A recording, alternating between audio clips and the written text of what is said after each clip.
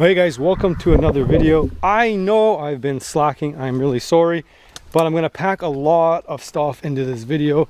I've got a Temu sponsorship. I'm going to get into that a little bit later, but I've also got a worm project. I'm going to give you guys a health update. I'm going to give you a full pond update. We might even do a little bit of scouting for deer because that's fast approaching.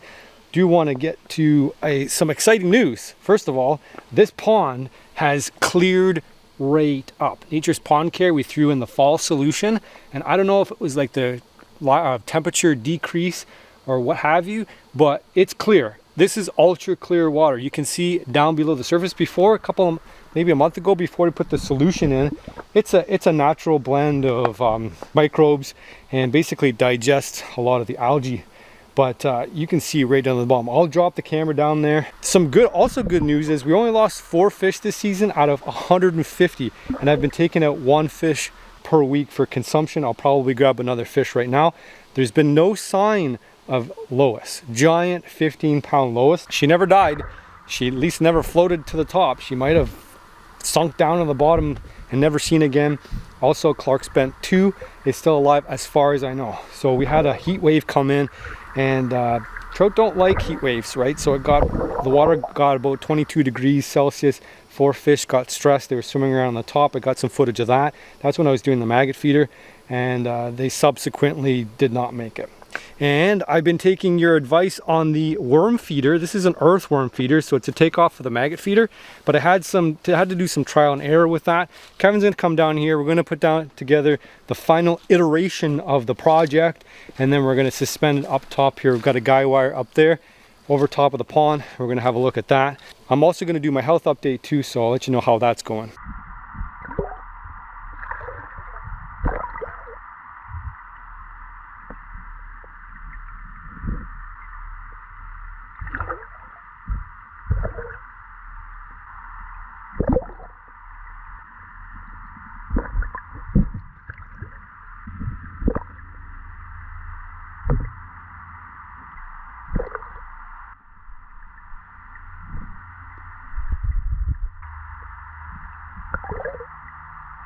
If you guys are not watching Modern Self-Reliance, you don't know that we made a really cool fire pit. Well, I shouldn't say it. We did. Kevin did over at Modern Self-Reliance. Him and Don put this together. So this is a cool place that we can hang out. We've got benches on either side all the way around. And we've got a tire rim fire pit to icing on the cake. We've also got a complete outdoor kitchen here. We've got the Coleman stove, which you picked up from Bass Pro Shops. It is a nice addition because then we can just use propane, just these little cylinders here to do our catch and cooks. We can also use the grill over here on the rock cooker or open flame on the fire pit. Kevin's also got some other little features here that, I don't know, you guys might be into. I'm not super particular about, but we've got a little swimming pond here, a little swimming pool here. Over there we've got the dock. I'll bring you guys over there after, but we've got the sauna here. And I've thrown the worms over in the troll pit. That's the underground root cellar. It's been keeping my worms healthy while I run my experiment. But check out this dock. It's got floating dock. It's just floating on IBC totes. And that takes us out to our kayak. So we can easily jump in the kayak, cruise around, and then see what's going on with the pond, dump in the underwater camera. And then we've got our Nature's Pond Care solar panels feeding continuous air, nearly continuous air, because we've got a direct pump system at the top that's running off of a battery, which charges during the day more up on the field where there's more open sun. That charges the battery, which pumps power into the one pump so that it runs continuously all night long. So we've got constant air supply in this tiny pond. I got to throw in the temperature gauge to see what the temperature's at, because trout, you know, they're starting to get into their fall feeding mode to get ready for the winter. And then over here, this is something kind of curious, because this is actually a well. It doesn't look like a well because, well, the well is over here. So Kevin built this, dug it down 10 feet, and then we've got the Nature's Pond Care direct pump. And so that runs off of the other solar panel over there. And then it feeds a pump which pulls up water from over there into here, which is a old You know those hand wash basins, the old social hand wash basins you get? He found this for cheap. It's actually a $10,000, but he actually got it for free. Somebody was parting and giving it away. So anyway, it pumps water up over there, feeds up over here, and then it flows up on the top here. It's not turned on yet because it's got a, there's a ballast in there through Nature's Pond Care. They got this ballast so that it doesn't pump the well dry. And then once it fills up over top of here, it's got a spillway which comes out the front here, and that lands into the pond, so bringing fresh, cool water, and also oxygenates the water because it falls in like a little creek. So that's a neat little feature as well.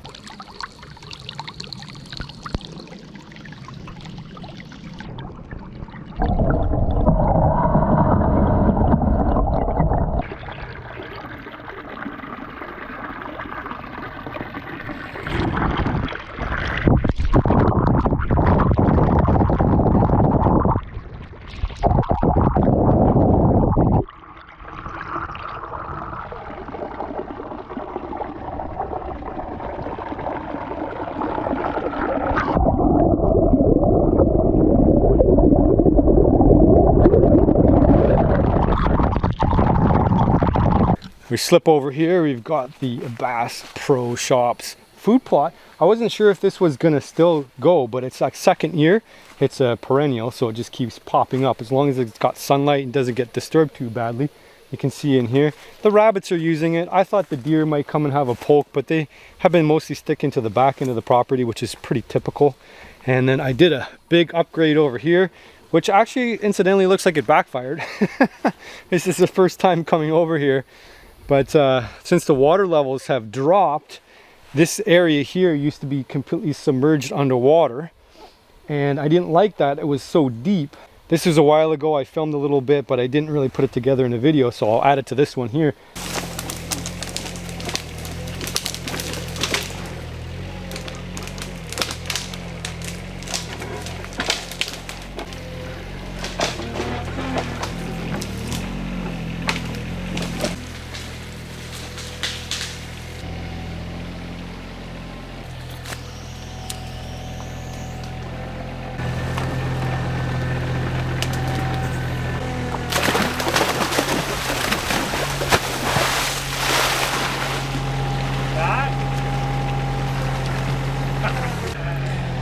All over me.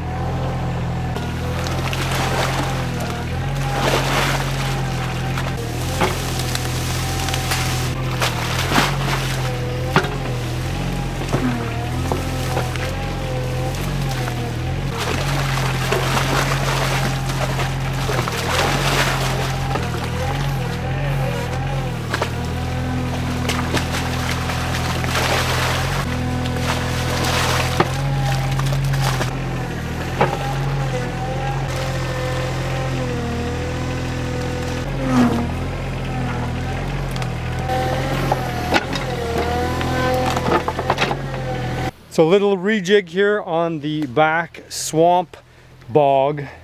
This was a little too deep in the middle, so we were getting cattails. See the new cattails here forming around the skirts? So what we've done is excavated back and made a nice gentle slope and pushed that all down towards the middle. There is still a little bit of a deep spot over here, but over time it's going to erode. I just got impatient. It was going to happen anyway, and this was going to all become a low-lying bog, but we just sped up the process. Instead of having like a pond and then a pond and a bog around the outside, now we're going to have, by next spring, this thing is going to be loaded with cattails, and that's going to take up a lot of excess nitrogen that we have obviously from the fish feed and the fish feces and all that other good stuff that's ending in the pond making algae. It's not, instead of making algae, it's going to make cattails, and then we can eat the cattails. So all in all, a big improvement to the pond, and the frogs have liked it pretty good. And funny joke about making this, I actually fell in and soaked my boot right through.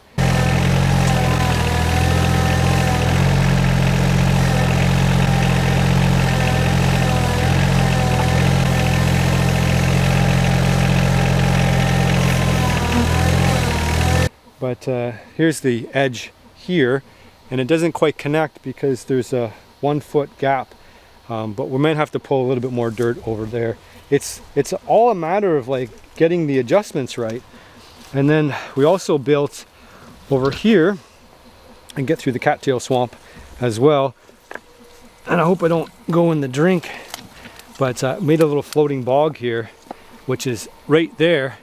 It's I don't know, it's doing all right. We've got some cattails growing in there. There's some marsh marigold as well, and every once in a while it tends to get beached, which I'm not fond of, but that's just the way it is. It's not beached too bad. See a little poke there, we'll get it going again, and that's sucking up that nitrogen from the fish feed and the fish feces and all that, and it's converting it into nitrogen, which is in the plants, the green parts of the plants, as is all these cattails back over here. So we just want this to expand a little bit more so that we have a good balance between nitrogen from all the fish, and that's going to suck up all that nutrients out of the water so we don't end up with a bunch of algae. This is for the pump, the well pump.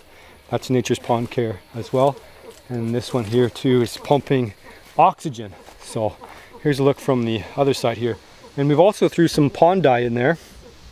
All natural food grade pond dye, so you can eat your fish. That's Nature's Pond Care as well. They're a great sponsor of this channel, as are all our other ones. But they have been key when it has come to pond stuff. Okay, so our sponsorship for today is Temu.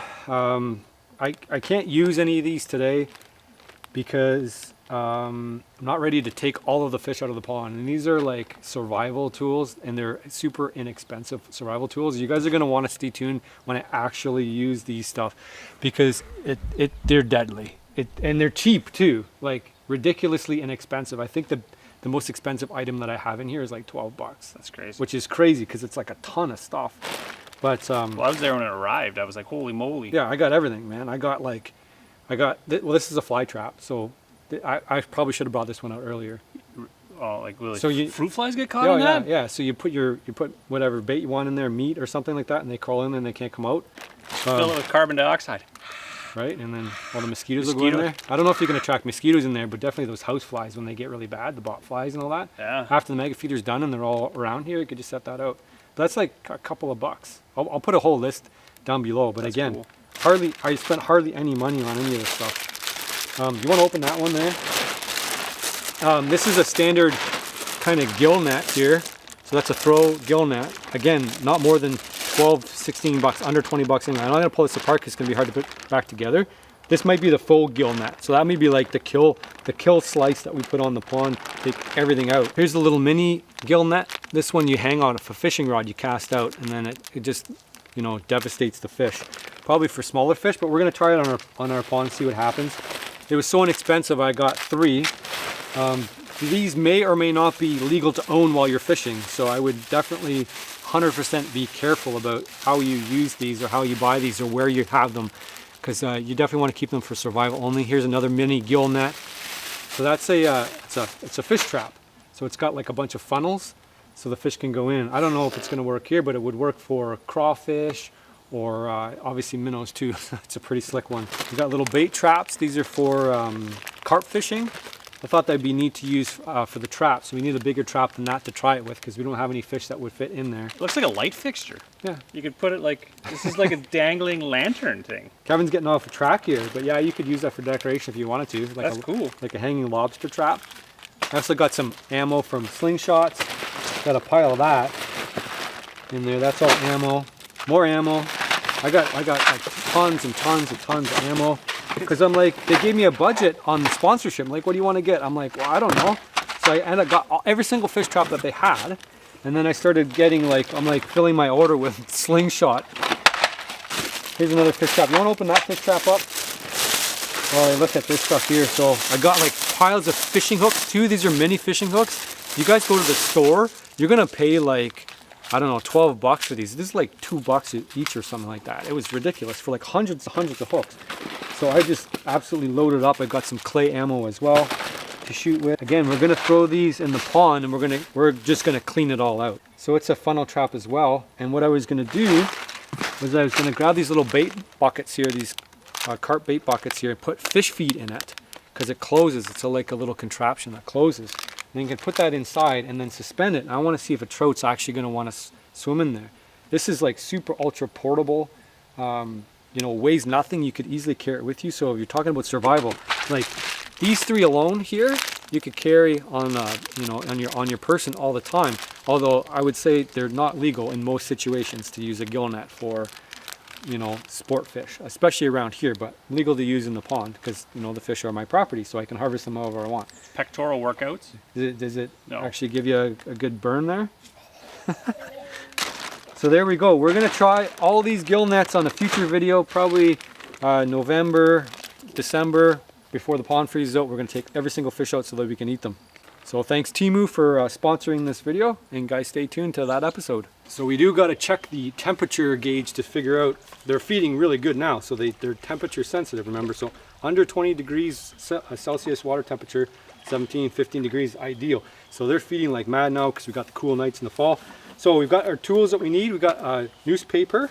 If you guys are going to put one of these together, you got some rope. Probably need a little bit more than this because you got to do a guy wire. The guy wire is already up because we put it up for the maggot feeder. What's that you call that? A grinder with a flywheel on it? I don't know what I'm talking about. It's an angle grinder. Angle grinder. Angle grinder with a metal disc. Okay. I'm sure you could use a different disc. Or you could cut the plastic with whatever means necessary. X-Acto knife. X-Acto knife if you have to. So what's that from Princess Auto too? Princess Auto is a big sponsor to this channel. Here's Princess Auto right there. We got the pail, and then we got some backup rope as well. So I want to talk to you about a little bit about what I did before, so you guys can decide where we're headed. So the original iteration of this, we drilled holes in the bottom, little tiny holes, losing dirt everywhere. That's okay. That can go in there anywhere. So what happened was the worms couldn't find the bottom because we only put little drill bit hole in the bottom. So you guys offered your opinions on things. One of the suggestions was the pail was too deep, which is probably true because the worms have to migrate all the way down to the bottom before they come out the bottom, right? So this is a 5-gallon pail. What's the smallest size? Is it like a 4? It's a 4-gallon pail, something like that. That was one of the main suggestions, and the other one was to cut holes on the sides, not on the bottom. So I did do that. So this is the prototype that I came up with. I put a newspaper on the top so to keep it nice and moist. Look at that, we got some worms on the very top underneath. So they're coming out because it's dark out, because the lid's on, so they'll move around in the dark. That one's not doing so well. And then underneath here, we see that the worms, right, they're coming through the bottom. So what I did was I cut bigger holes along the bottom. So that's where the grinding wheel comes in. And you can see down below, we've got some worms. So I'm getting about 4 or 5 worms come through the bottom every night, which is exactly what I want, because I could just throw in like 5 worms every day, but that means I have to come out here every day and throw 5 worms in. So you want a perpetual feeder, although it's probably questionable whether these worms are going to survive in here and reproduce.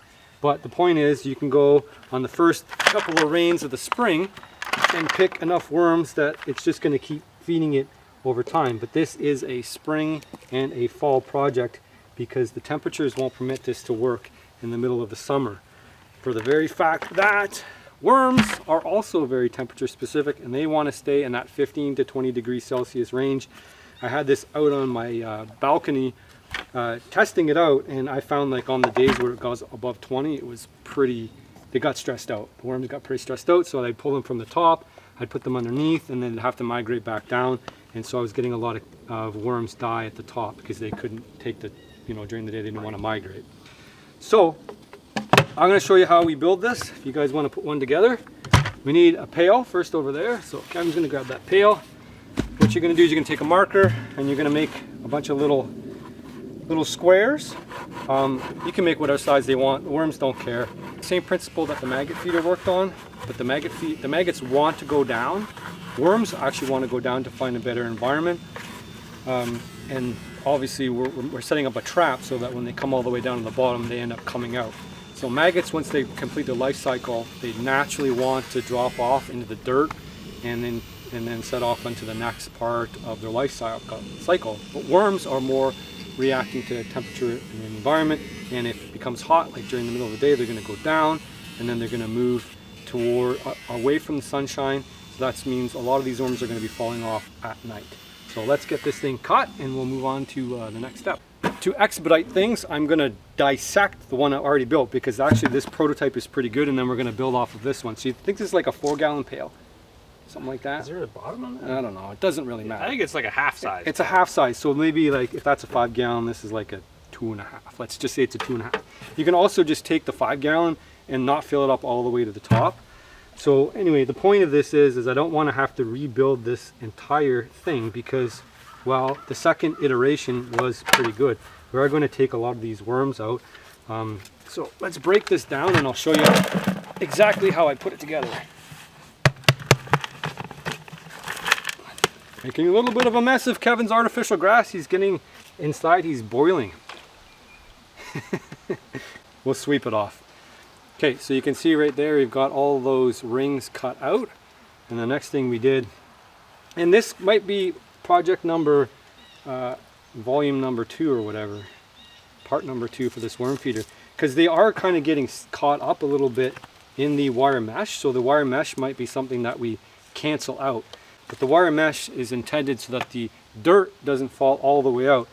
That newspaper there is going to degrade with time, and the worms are going to be able to make holes and get through it.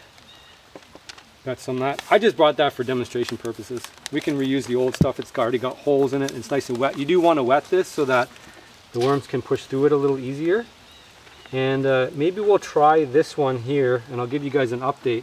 We're not going to put the wire mesh in there this time, because it looks like some of the worms are dying in the wire mesh, right? You can smell them. Yeah, you can smell them. They have, so the wire mesh maybe is optional, but we want to see right now, let's see if the worms are going to be able to push through there without the dirt falling through. So we're going to, you got some dead ones in there. These worms brings me back to my childhood. Yeah, right? These worms have been stressed to the no end, because they, like I say, they've been in 20 degrees because they want to really stimulate what would happen with temperature changes and see if the worms were going to drop out. Okay, so after that, all we're going to do is dump all the worms back in, and we're going to suspend it slit hole at the top here, so that when the worms are moving around at night, they're going to slip out the side. So we can make a bunch of different holes just kind of offset. That'll be at the top. And then I don't think we're going to put newspaper on those. We'll just let them roam around at the very top of the soil.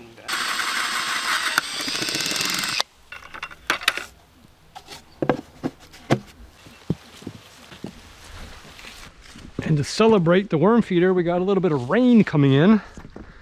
So perfect. Oh, you gotta tie that. It's not gonna reach it. It's not gonna quite reach. So we got the old rig. That's just a PVC pipe hanging over gondola style over top. And this worm bucket's not as heavy as the maggot feeder. Well, how many pounds do we have? Like 200 pounds or something, Don? The maggot feeder? Quite heavy. It was quite a challenge to get it to suspend high up. But we've got the climber rope, bunch of ratchet straps, and we used a winch even to get it hung up. But this is a lot simpler. How does it smell? Much better. Kevin got so tired of the other one, he buried the maggot feeder. He literally buried it. He's like, we'll start another one next year. I think he's just trying to dissuade me from doing it ever again, but It's possible. it's possible. It did work really well. Produced a ton of maggots. Although 4 fish died after the incident, so I don't know. I'm blaming that on the temperature. Okay. The water temperature did get critical. Okay, so we've got the pull rope on that side there. Don can head over there if he wants to, and he can send it off into the center here, and we'll have a hanging earthworm, European earthworm feeder. You can do red wigglers. A lot of people said, why don't you just do this other type of soldier fly? But I think they don't understand that they still got to feed it raw meat, because it was still going to stink to high heaven. So there, Don's going to pull it out, and it should suspend nicely in the shallows there. And then Kevin's got the other side of the rope here. That's probably real good there. Yeah, that's perfect. And then we can tie it off on the other side, and then we've got the pull rope here so we can check it, monitor it, add some more worms if we need to. So that's project number 1 done. The fish are feeding really good, so they're going to be happy to get all those extra calories from those high protein earthworms.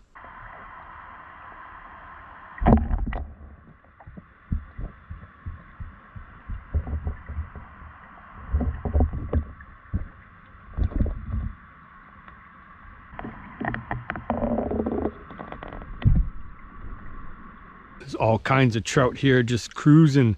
They're getting all sloth-like because they've eaten so much feed. I've been throwing feed in to get them on camera. There's some good sized trout there, some good sized trout there.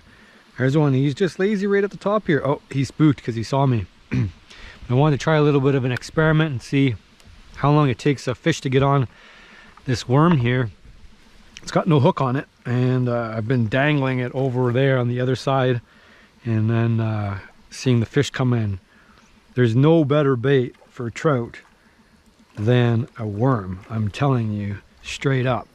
So you can try whatever bait you want, but as soon as you throw that worm on, you know you're getting into the action.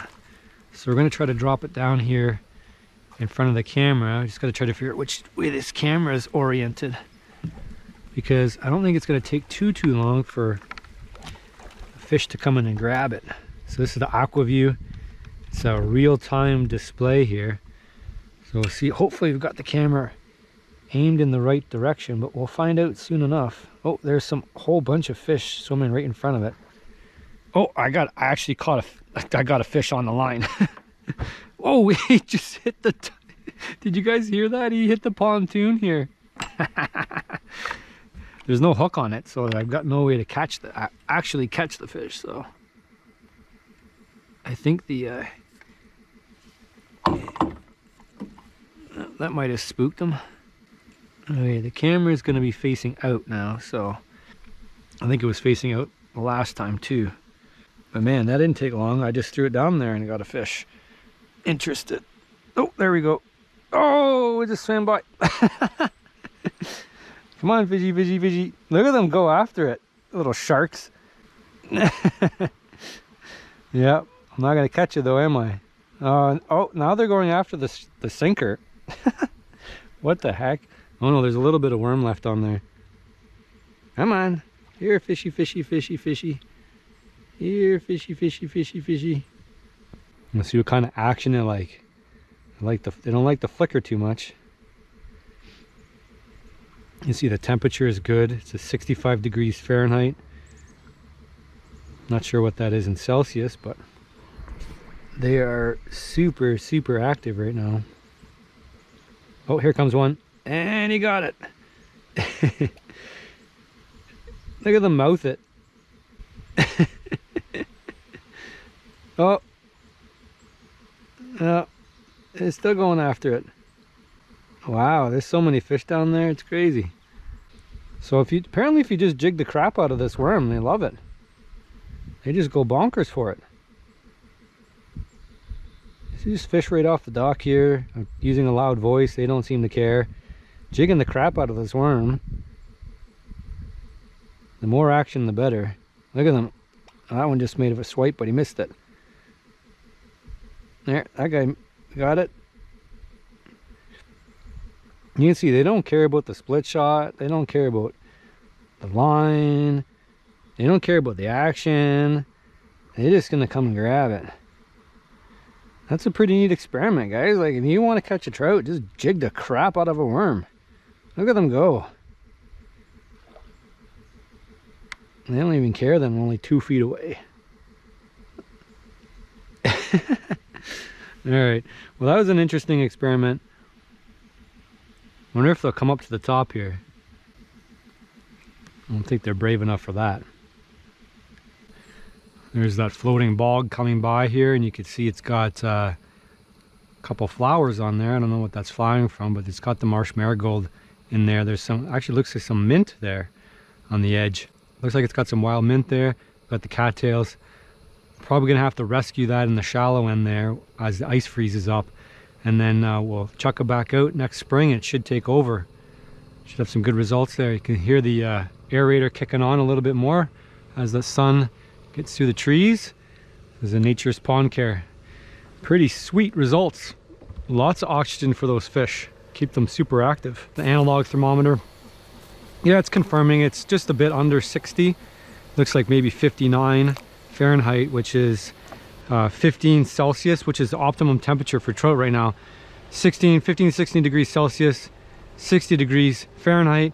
That's like right in the middle. These fish are obviously super active right now, and it's primarily because of the temperatures. So if you guys want to catch trout, these fall temperatures, spring temperatures are where it's at. Once that water temperature increases, the fish are gonna, it's not like they're gonna stop biting, they're not gonna stop, you know, being active, but they're gonna be active in a smaller water column.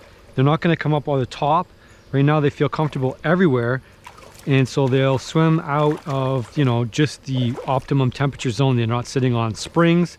Like, there's lots of springs in here they can sit on, but they're moving around now because they can tolerate a higher amounts of temperature, and the entire pond is nice and cold for them. I just dumped the GoPro down by the worm feeder there, so we're going to keep an eye on a couple of worms, see if we can manage to get a trout to come in and swoop in and grab them.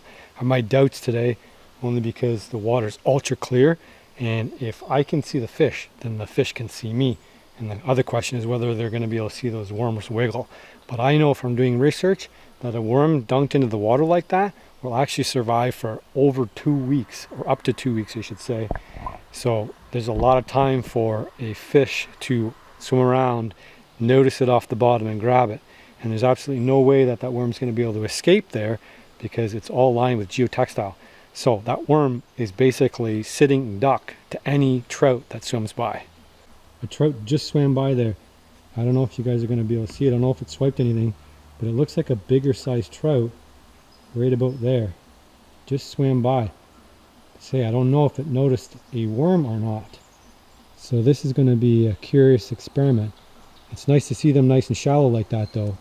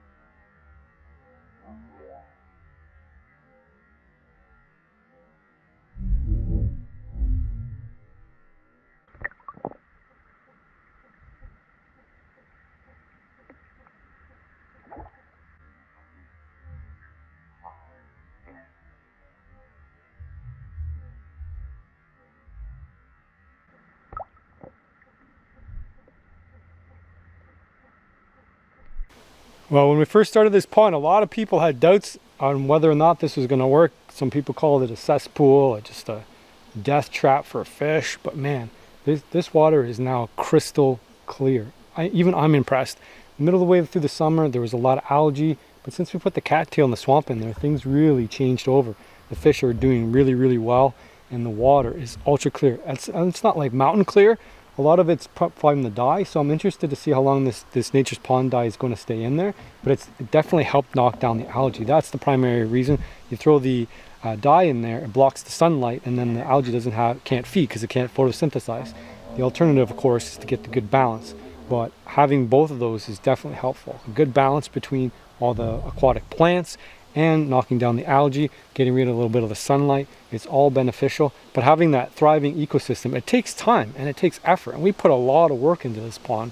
And you know, anything you put your mind to, you can achieve, but you obviously got to think about how things work. You can't just do whatever you want. Sometimes it requires just a lot of labor. And we put a lot of labor, a lot of love into this pond. And it's finally you know, we're finally starting to see the results. Well, since I got to go on a little bit of a walk anyway, I thought I'd do my health update while I walk. That way I'll get two things done at the same time, which is always preferable to doing one thing. So, as you guys know, I've been dealing with my health, and I've had some acid reflux was the main, and bloating. I did all the normal things. There's an animal in here. Maybe it's just a frog. I got all the usual protocol, going to see the doctor. I got scoped up the front end. They still want to scope me down the bottom end, but I'm chicken. So I'm delaying that for now. Not delaying it too badly, but I will get to it. So after all the scopes came up, they were pretty much all negative. Normal, negative, that's good, right? But of course they never end up supplying you with a diagnosis. So you're left, you know, puzzled. And you know, as much as Canada's healthcare system is free, they do make you wait for it. So I've been dealing with this for, well, it's been over 2 years, I can tell you that for sure. And every time you go in, you got about 20 minutes, maybe 15, maybe 10, and they kick you out. And you can only ask them a couple questions, and they're like, move along. Of course, you don't have to pay for that. And then you're 1 month between appointments, and you're about 6 months to see any kind of specialist. So I was able to see a gastro specialist, no answers there, and they couldn't do the tests they needed to figure out if it was something like SIBO, which is basically like a bacterial overgrowth. So they just say, well, we don't know what it is. You can take the antibiotics if you want. So, because it's easier for them to prescribe stuff than test in Canada. So they prescribed a bunch of antibiotics. Didn't help, didn't change, didn't do anything. So, and they're pretty heavy stuff. It's like 3 or 4 times a day. You're taking antibiotics, heavy stuff, and multiple different kinds of antibiotics. So anyway, that didn't work. So like, well, you probably don't have SIBO, because you know the treatment, if it doesn't work, is the diagnosis in Canada. I'm going to complain a little bit about the healthcare here, obviously, because it's been 2 or 3 years them trying to figure out what the heck's going on with me. So she's like, well, yeah, gastro. She's like, well, we can't do the test here, but I can send you to another specialist, but it's going to take another 6 months. I'm like, whatever, put me on the list. So a couple months ago, I talked to that guy, and he's like, wow, it's not like you don't have a diagnosis. He's like, what you have is called functional dyspepsia. I'm like, okay, I have no idea what that means. He's basically went through my symptoms, got reflux, I got bloating, and it's kind of persistent, and it's kind of gnawing, and it kind of burns, and you know, it's worse than when you lay down. And so those can all be like, you know, hiatus hernia. It could be, you know, just basic reflux. Could be just a loose sphincter, which is what holds all the stuff in your stomach. So, you know, it could definitely be something that's a lot worse. It could be ulcers, peptic ulcers. But since all that stuff checked out and it's not there, he's like, well, the only thing really left is like, since everything's normal, he's like, you've got functional dyspepsia. So dyspepsia just means you have a stomach ache. And they're like, well, and if you look it up, they're like, well, we know it exists because so many people complain about it, but they're just not, and there's no way to diagnose it, right? So it's just, well, that's what you got. And then if you look at it, it's like, it's not a great diagnosis either, because, well, if it was something that could be treated with antibiotics, you know, they would be fine and you could just treat it. But this is something that's like, the outcome's not great. It basically says it's a lifelong condition, which sounds about right, because like, no matter what I've done, the foods I've eaten, the diet changes I've made, haven't made much difference, although I do feel a lot better now.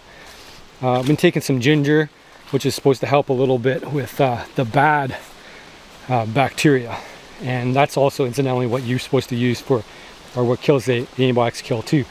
But that's a long time ago, so maybe it's coming back a little bit, so I take that, and it seems to be better, just like a ginger tea in the morning, you know, flush out the bad the bad bacteria. And I've been having yogurt every single meal, like every meal, just a spoonful of yogurt every meal. And then I've been trying to ferment my oatmeal with kind of mixed results. I don't know if it helps or not. Just like blend it all up, add the yogurt culture, which is just yogurt. It's a good bacteria, and then let it ferment overnight, and I eat it in the morning. It's a little bit easier to digest. It's broken down more. And you know, other things they got to do is just make sure you chew good. And they don't really know why people have functional dyspepsia. Functional just means like, I'm not going to get cancer and I'm at risk of getting cancer. It's going to be good and bad. Some days good, some days bad. It's been good lately, and that's why I felt like making this video, because I've actually felt pretty good. And my energy is coming back because I feel like I can eat. The bloating is kind of plateaued. It's gotten better, maybe like 30% better, but it's still pretty persistent, and it's still kind of like all the time. That's the walk to the tree stand. I got to check my trail camera and do a little bit of homework here, make sure it's all set, because we got a couple weeks before the deer season comes. Probably by the time you see this video, it's gonna have started. But I got a good start here. I got 10 new trail cameras from Tacticam, the Reveal.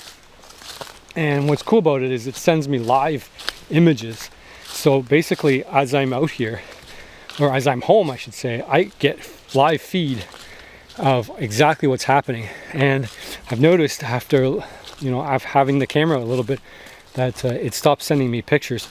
So I think maybe it's spooking the deer, or the apples are not super attractive that I put out over here, because, well, they've been out here for like 3 or 4 weeks in really hot weather, and so I don't know if they're super interested in eating them anymore. These are just for my own apple tree.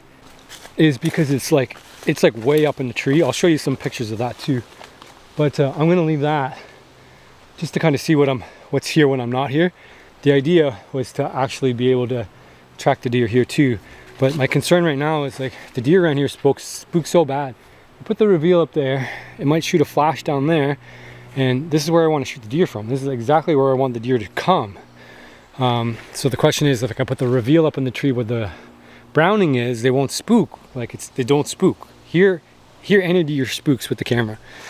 So I'm unsure what to do right now. I'm gonna figure it out in about 2 seconds. But so this is the Reveal here. I'm just gonna turn that off for now while we think about what we're doing, because it's, you know, it's gonna be sending pictures off through the internet. Sends off through space, through the antenna here, all the way up there, all the way to my computer, so I get real time. I'm gonna set it for instant. I got it right now hybrid, so like once they're, you know, whatever it feels like, it'll send the images off maybe a couple hours after, kind of bunch. And then I've got video that'll write to the card, and right now I just get a still image. I've got 3 out there running right now. I've got a couple over at a different property here. Here's not very active. There's a doe that seems to be living in the bushes over here somewhere, because she'll come at like 4 or like 8 or 9. So she's probably bedded in here, mature doe, so she might draw in a buck. But anyway, that's the update. So check out Reveal. It's a cool new live feed, and it's worked really, really well. It's got a great app that goes along with it too. Well, I ended up moving that Reveal to the other side of the stand. It's actually not anywhere near the stand, but it's kind of in the vicinity. It's to the point where if a deer went there and it got spooked, that would be okay. But then obviously went there and I know it was there, I would be able to shoot it with a gun in the gun season. So I am getting ready for bow first, but I also wanted to show you this is kind of interesting situation here. I don't know if beaver clogged it back up again, but I tore it apart a while ago, and now it's completely plugged up again, so I don't know what to do with that. Probably get a trail camera out here situated, break the dam again, and then see what comes and repairs it. But so far it's pretty much knocking out all the flow on this creek, river, not a big deal. I'm gonna head back right now, and I'm gonna grab a fish out of the pond. Now what's interesting about grabbing a fish out of the pond is something that I've been conscious of as I've been taking fish out every week, is that at any point in time I can be pulling Lois out of the pond, and I definitely want to capture that on film. So I've been filming every single fish I've taken out of the pond this year, and it looks like from what I've seen today there's a ton of fish left. So it might be a while before we get Lois out, and it would be nice to see her again, because I haven't really seen her since the start of the season. She's pretty much disappeared. If she hangs out at the bottom of the pond, that would make pretty good sense. It's hard to film everywhere, even with the live action camera, because, well, the live action camera spooks everything. So, and Lois is gonna spook she's gonna be one of the ones that spook the first. All right, let's get rigged up and grab ourselves a fish for this week's food. Well, I want to grab a fish to go, and I completely rebuilt my whole fishing tackle here. Got all my Catch Co. company. I got a riverbed and longbows. He's the one who made my bow. Actually, the pond is looking so good, I can probably bow fish it this year, so I'm definitely gonna have to do that before I get rid of all of the fish. But I rebuilt my whole tackle box kit. I got bored and went through all of my stuff. This is my old kit, and then I got this Cabela's. It's a thermos, I guess it's for food, but I love it for actually just repurposed as a fishing tackle box. Very durable, easy to port, and I put all my flies together. I got my dry flies, my wet flies, and that's Mr. Tackle Box, the fly version of it. And then I got my old ones here too. But I've never really been prepared with pliers and all that stuff. It's just good to have. And then I've got some fire bait, Potski. That's always good. It's an emergency bait. The fish will grab that. If you're talking about like a survival kit, put these in there, because you can always, it doesn't go bad. It's not like worms. It's got good flavor, good live bait sensation, so it'll work really good. And then I've got some eggs as well, but those will need to be tied into a bag, but they're good to have too, and they keep for a really, really long time too. That's also Podski. And then always have extra fishing line. So I guess the question is, do we want to catch Lois? Well, I don't mind catching Lois at this point, because it'll just mean that I can stop filming all the time. I don't have to film every single fish I catch. Get the net here, because I think we're gonna, well, maybe try off the dock. I don't know. It's hard to beach them at the dock, and it's hard to fish there with the worm feeder there, just because of the guy wire and all the extra string. So we'll just chuck it off the dock. We're getting good activity just jigging right off the end of it. I think I'll cast just to make it a little bit more interesting. Maybe that's a cast and a half. The first cast was just getting the line. Oh, there we go. Fish already. As soon as it hit the water. I didn't get a good hook set in there, but it might not matter. But this is a good fish. A good fish that doesn't quite know it's hooked yet. There it knows. Yep, this is a big. This is a medium big. It's not Clark. I saw it, but it's not Clark. It's not Lois, but it is a big trout that we're gonna have to wear out a little bit. Look at that good healthy trout. Let's see if we can net him. There we go. Look at that. That is a big trout. That is a 2 or 3 pounder for sure. Good hook set. Anybody who's doubting my ability to make ponds should definitely write down in the comments, I was wrong, because this pond has performed admirably. I am super impressed with how this pond has performed. They're just on the edge of the lip, and we got to keep him in the net. Don't go anywhere, buddy. Uh-oh, uh-oh, uh-oh, uh-oh, uh-oh. Uh-oh. Stay in the net. There we go. Whew. Okay.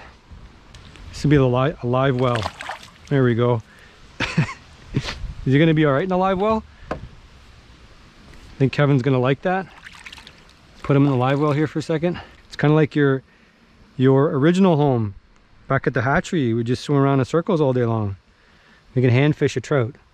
That's actually good practice. We could do some trout tickling here. Just underneath, he's gonna panic a little bit. Oh, just panicked a little bit there.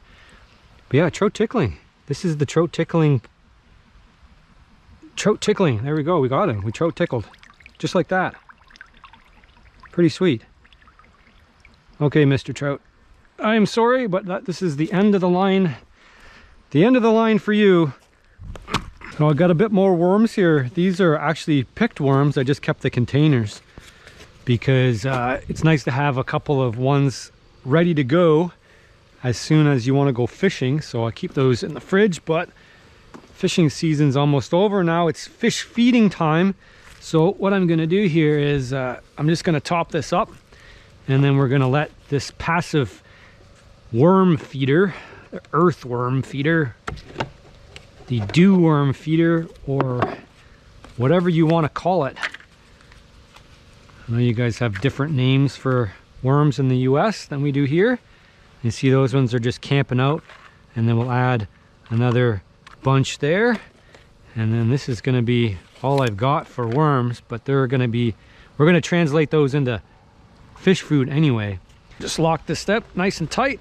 Anyway, if you guys want to make one, that's how you do it. You got the slits at the top now, so any fish that are moving around at night are going to escape, and then the ones that are going down low because they want to get out of the warm temperatures will also end up in the pond. So now all we need to do, come to the other side of the pond, pull that rope, and then we're going to get that worm feeder right in a perfect spot to be feeding our trout. Right about there. The water's deep enough, we know from our experiments that those fish will come up nice and shallow.